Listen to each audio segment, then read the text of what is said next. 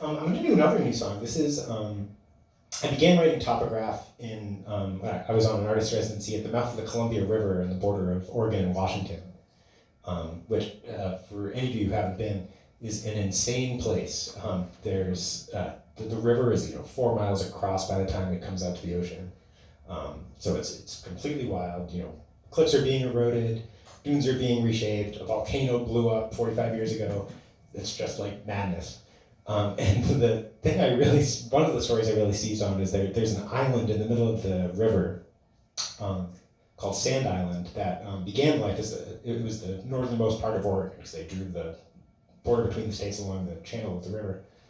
It has since migrated almost to the shore of Washington, and has been like the subject of a Supreme Court case because they couldn't agree who owned this island anymore.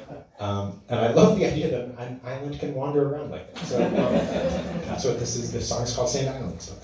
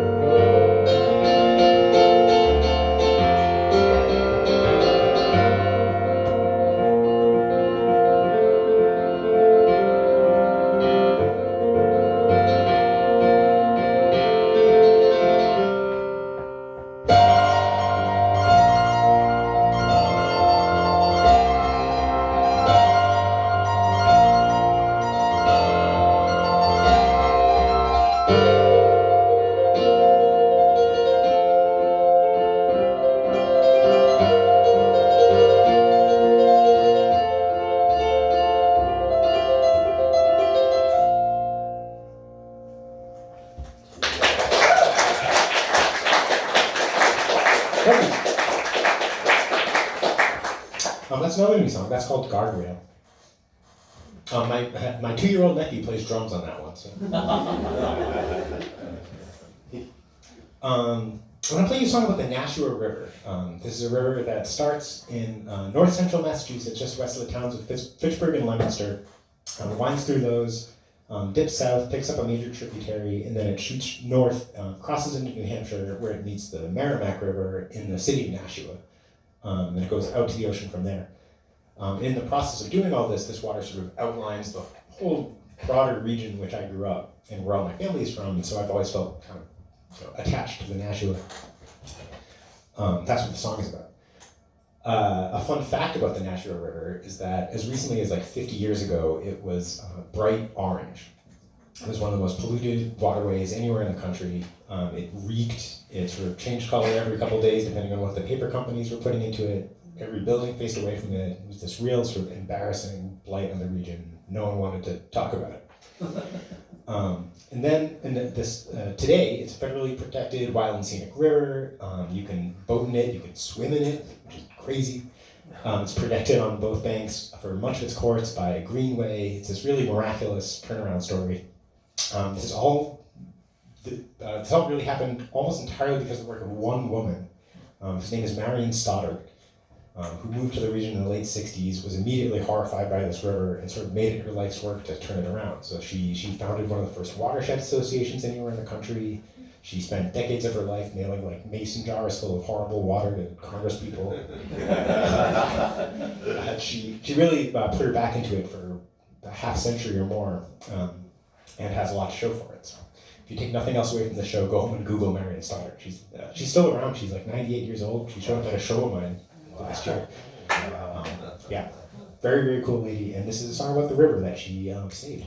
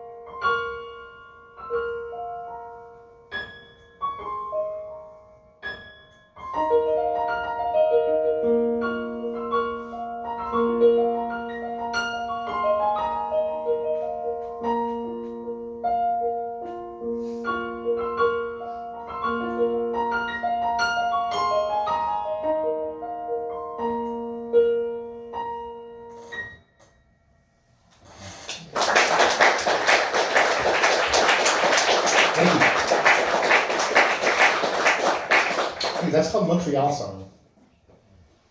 It's the only song I have sheet music available for as well. I had this brilliant idea during the pandemic when I thought I would never be allowed to play a show again. I'll transcribe like 15, 20 of my songs, and I'll make a book of sheet music, and I'll sell it. I'll make $1 million. And I started with that one, and it took so long to transcribe it all that I thought, like, maybe that's it.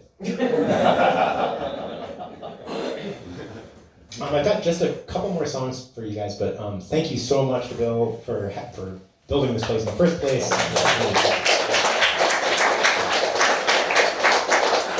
was saying this is one of my favorite buildings. Might be my favorite building in Florida. So we're all very lucky to have a spot like this in Gainesville. This song is called. This is another song from the Trouble with Wilderness album, which is the one about moments of overlap between the built and natural environment. And I thought if I was going to write a whole record about that idea, I should have at least one song on there that is about gardens. Because gardens always represent to me these funny situations where human beings try to apply reason and order and right angles and straight lines to all of these plants that fundamentally don't care about that and really just kind of want they don't know a lot about geometry. So that tension between order and chaos has always been really interesting to me. That's what the song is about. The title of the song is This Rush of Beauty in This Sense of Order, which is one of my longer song titles. And it's a line I stole from E.B. White. His wife, Catherine White, was also a great writer, was a really avid gardener. And the two of them would often be like several states apart. She'd be in Maine, he'd be in New York, or vice versa. And so they wrote all these letters back and forth, which, because they were both brilliant writers, have largely been collected, and you can read them all.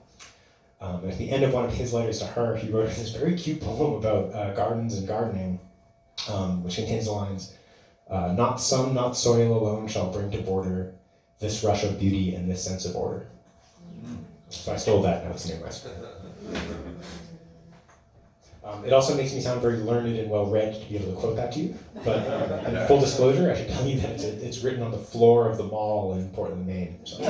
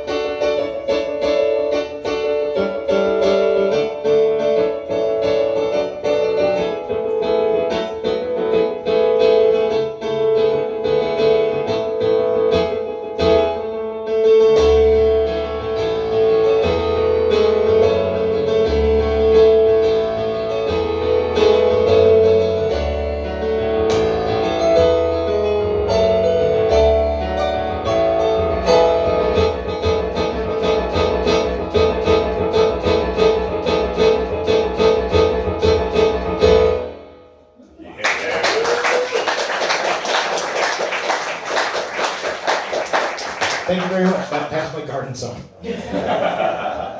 I've got one more song for you guys. Thank you again so much for coming out.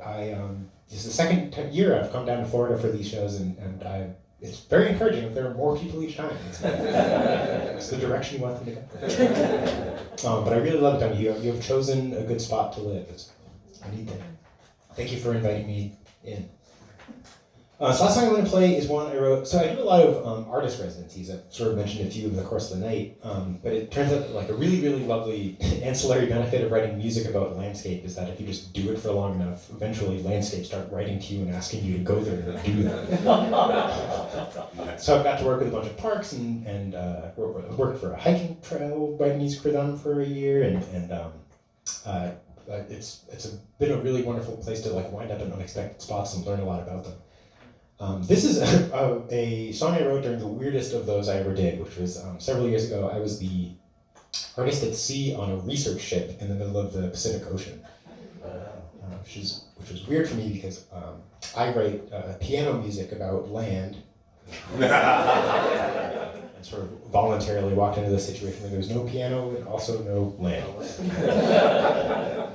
But the idea was cool. The ship was owned and operated by this oceanographic research institution who had begun this pilot program where they wanted to start bringing, in addition to the scientists that were on board, like a poet or a painter who would live and work alongside them. And by the end of each research cruise, they would make some work of art that would reflect the science being done on this ship, and then kind of in the process make like marine science more visible and cool. I was all about it. It's all my favorite stuff. However, it was early enough in this pilot program that they were still working out some of the logistical kinks, and it turned out, to my astonishment, I wound up on a leg of the ship's journey that had no scientists on it at all. So the way this happened was the ship was in Vietnam. There was a whole team of scientists on board, and they were doing what I can only imagine was fabulously interesting work off the coast of Australia. Of Vietnam, rather. One day, all of them finished up and flew home. And then 1 hour later, I arrived. And then the crew and I sailed from Vietnam to Australia over the course of about a month, during which time I mostly threw up. And we got to Australia, I left. And then 1 hour later, all these new scientists arrived and did what I'm sure was fabulously interesting work that would have been great to write music about. So this is a very existentially challenging time for me, not only because I couldn't do the thing I was there to do, but I was also literally the only useless person on this entire ship. Sort of, random American guy bumbling around, like asking what that does.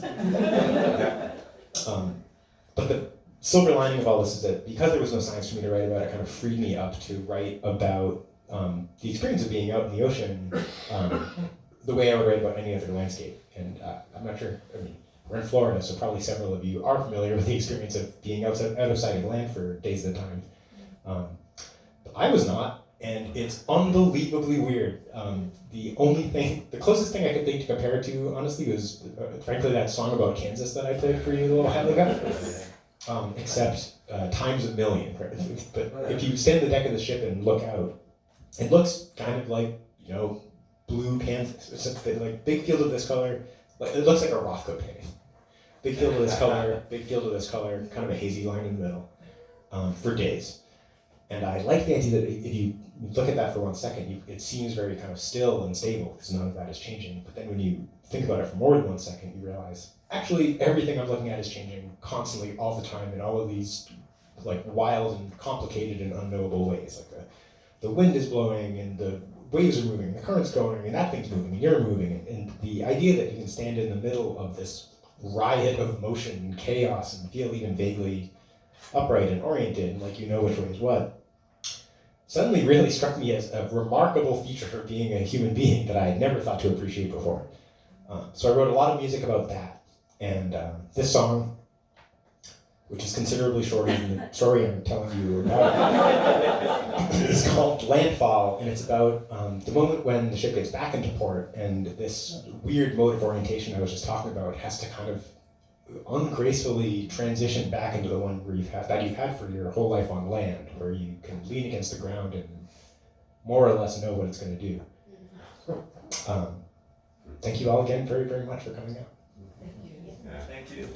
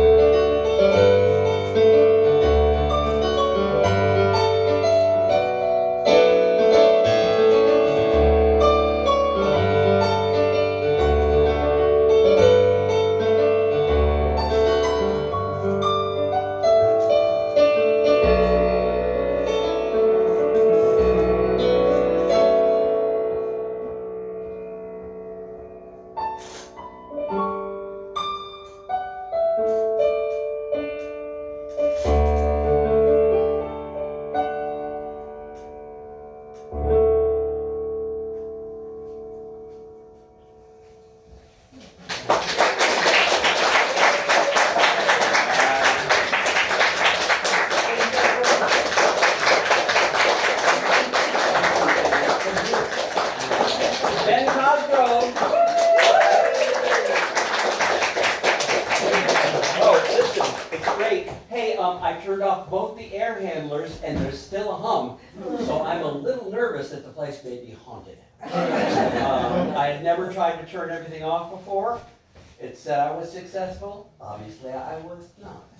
So all I have to say is sorry about the hum. I always thought it was in G. Hey, no, And so, thank you for supporting live music. Thank you for supporting Ben and his good works as he goes bringing light and sound every place in our sometimes sad terrestrial sphere.